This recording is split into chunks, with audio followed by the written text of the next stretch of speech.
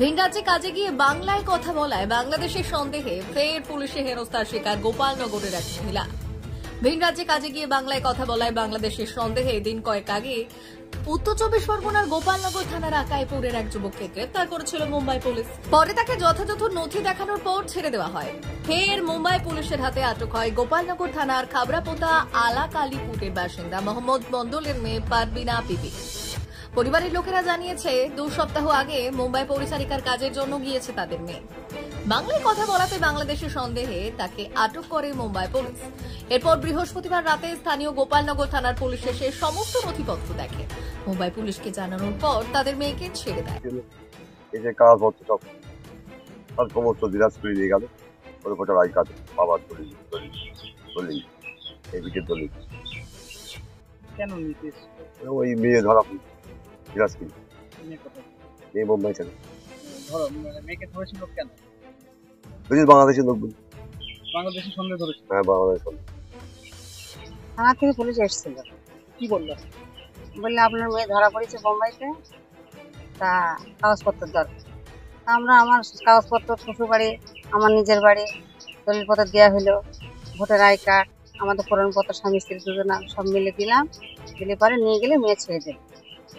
এখান থেকে পাঠিয়ে দিয়ে গেলো প্রমাণপত্র বোম্বাইতে। কেন ধরেছে?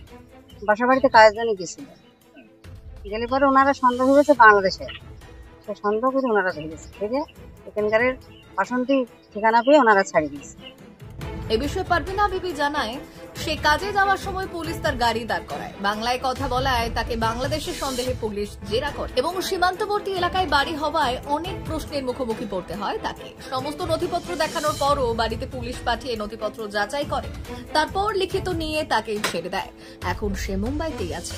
আমাকে বাসা বাড়ি কাজ করছি, তারপরে গাড়ি থামিয়ে দাঁড় করালো। দাঁড় করিয়ে বলতে ঢুকো। এবার আমি দাঁড়ালাম, দাঁড়িয়ে তা বলছে চলো। আমি বাংলায় কথা বলেছি, আমি তো এখন হিন্দি শিখিনি, আমি তো গ্রামে। আর হট করেছি 20 দিন হচ্ছে এসছি বোম্বাইতে, মহারাষ্ট্রে। এবার ধরে নিয়ে 2টোর সময় নিয়ে গিয়ে বসায় রাখলো। বসে রেখে আমাদের তারপরে আর 2 বান্ধবী যাচ্ছিল, ওরা কাজ করে, 4-5টা মেয়ে একসাথে তুলেছে। তোলার পরে তারপরে একটা মেয়েকে মারধর খুব করলো, দেখা বলে মেয়েটারে খুব মারলো। আমার আর কিছু বলিনি, আমার শুধু বারবার জিরা করছে। ওরা তো তবু হিন্দি কথা পাচ্ছে, ওরা আগে কাজ করে গিয়েছে, আমি তো মোটেই পাচ্ছি না, কিছু কিছু পাচ্ছি, কিছু পাচ্ছি না। তারপরে তুই পুরো বাংলাদেশি, তোকে পুরো চালান করে দেবো, তোকে প্লেনে তুলে দেবো, তুই বাংলাদেশে লাভাই দিয়ে আসবে। সত্যি কথা, তোর বাড়ি কোথায়? পুলিশ বলছিল এগুলো? হ্যাঁ, পুলিশই জিরা করছে, মেয়ে পুলিশ। আবার মেয়ে পুলিশ ছিল 3টা, ছেলে পুলিশ ছিল 4টা না 5টা ছিল। তারপরে এসে তুলে নিয়ে গেল, নিয়ে থানায় বসিয়ে রাখলো, রেখে একবার জিরা করছে। ফোন কেটে আগে ধরার আগে ফোনটা কাটলো, ধরার আগে ফোনটা নিয়ে নিল, নিয়ে ফোনটা নিয়ে থানায় গিয়ে সব করলো। ধরার পরে আমাদের বসায় রাখলো, রেখে বলছে কি সত্যি কথা বল, তোর বাড়ি কোথায়? আমি তো একই কথা বলছি, আমার বাড়ি গোপালনগর, 24 পরগনা। বলছে না 24 পরগনা, এটা তো বাংলাদেশের বর্ডার দেখাচ্ছে।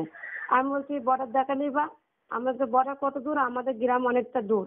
দিয়ে বলার পরে বলছে ঠিক আছে বস এখানে। তো বলছে দিয়ে এবার বলছে তোর ডকুমেন্টস করে। এবার আমার কাছে ডকুমেন্টস, বাবা মার ডকুমেন্টস, আমার ডকুমেন্টস সব আমার কাছেই রয়েছে, ফাইল করে একটা কাছে রেখেছি। দিয়ে দেখলো, দেখার বলছে এ তো নকল, এ আসল না, এসব নকল। আমি বলছি না স্যার, কোনো এখানে ডুপ্লিকেট নেই, সব আমার আসল ডকুমেন্টস। বলছে না, এখানে সব নকল ডকুমেন্টস। এরকম জিরা করতে করতে বলছে কি তোর বিয়ে কোথায় হইলো, তারপর তোর ছেলে মেয়ে কটা? আমি তোমার একটা মেয়ে দিয়ে দিয়েছি। তারপরে বলার পরে যে তারপরে জিজ্ঞাসা করার পরে অনেকক্ষণ পরে বসায় রাখলো। দেখছি আমার কাছে তোর থানা ভালো করে বলতে পারছি। আমি বললাম গোপালনগর জেলা কোথায়? গোপালনগর পোস্ট অফিস সব জিজ্ঞেস করলো। পরে ওরা ফোন করলো, করে স্যারকে দিল। আমি স্যারের সাথে কথা বললাম, বলার পরে বলছে কি যে ওইসব কথা জিজ্ঞেস করলো, গ্রাম কোথায়? উনি আবার জিজ্ঞেস করলো মানে এই জায়গায় এই বৃত্তান্ত। যে থানার থেকে পুলিশ গিয়েছিল, পুলিশ গিয়ে বা আমার দেখে নিয়েছে ডকুমেন্ট সব গ্রামের দিয়েছিল। যাওয়ার পরে সবকিছু করার পরে তারপর ভিডিও কলে বাবা মার ফটো দেখলো, ছবি দেখলো, দেখার পরে তারপর তাই আমাকে সব লিখিত করে তারপর তাই রাত থেকে তখন 12টা বাজে। গোপালনগর থেকে রাহুল দেবনাথের রিপোর্ট, কাঁটাতার।